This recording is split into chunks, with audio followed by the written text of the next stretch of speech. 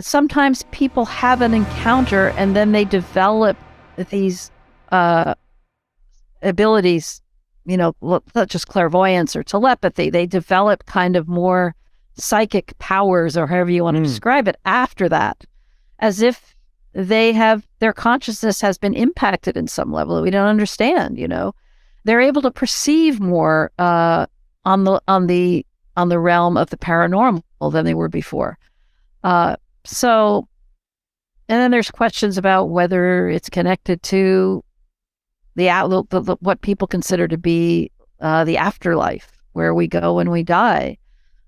People are studying that question a lot. It's mysterious, and then the whole question of time, how we define time. Leslie, are these unidentified flying objects that you've investigated, or at least the reports thereof, are they extraterrestrials or are they from the U.S. military? That's the big question, right? Yeah.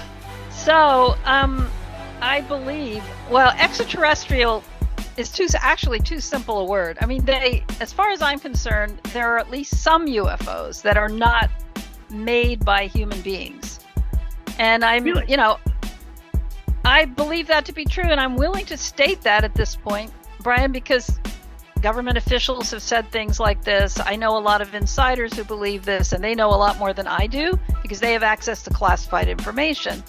So, I mean, one of the simplest ways to think about that, that makes it easier to understand and accept that, is to realize that back in the 50s, right? 50s, 60s, 40s even, we were seeing the same kind of technology in the sky that we're seeing now. Can you really imagine that in 1950, that anybody on this planet could, demonstrate the kind of things we're seeing now with these UFOs? I mean, nothing's changed about them. It's the same reports decade after decade after decade. So I think the fact that they go so far back is really compelling. And also, there's so many of them. They always had a theory about UFOs that was much broader and all-encompassing than the extraterrestrial hypothesis.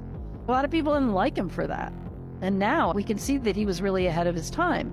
We're just more aware of the multi-dimensional aspects of the way the phenomenon manifests itself. One of the things that's always stuck with me was the description of this blue orb that went into the body of a man who was driving a car, and his daughter was with him, and it actually penetrated his body.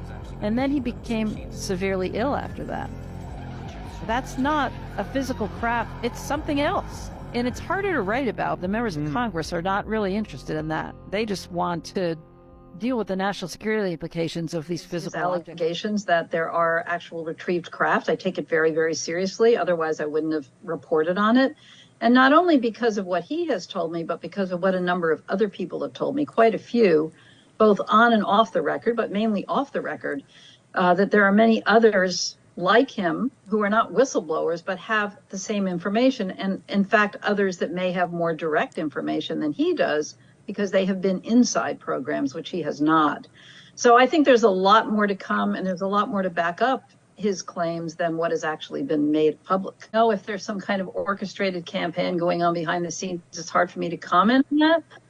And I also think, the thing about extraterrestrial life, that's such a loaded term. I mean, if we have a craft that is not of non-human origin, I mean, it doesn't necessarily mean that there's some extraterrestrial aliens that have come here and crashed it or dropped it here. Or I think the actual origin of it could be much more complicated than that. The concept of extraterrestrial life, or what the intelligence might be that's behind the creation of these vehicles, is a big unanswered question. And I don't think that's a simple one. But, it is an incredible mystery, and it's an incredible ask people to do that, to go to jail and break the law. I mean, they've taken oaths not to do that. I completely respect that.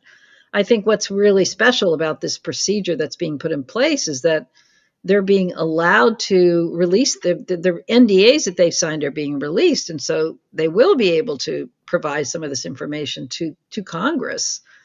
But I still think those doing that are still at risk, even though the oversight is there by Congress. I think they need more protection than Congress can provide.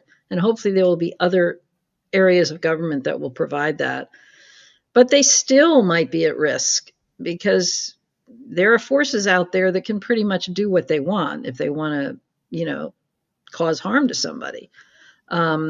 I think one thing to remind people is that it does exempt this protection, this whistleblower invitation that's sort of being offered to people through this legislation. It does not include people who want to talk about special access programs and really, really top secret programs, that they're sort of exempt from this.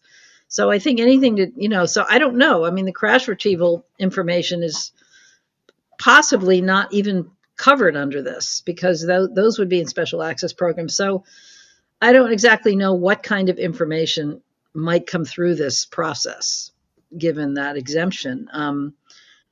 But I just think that I think it takes a lot of courage for people to do it when they, even though they're given under the law this protection, there's always a risk.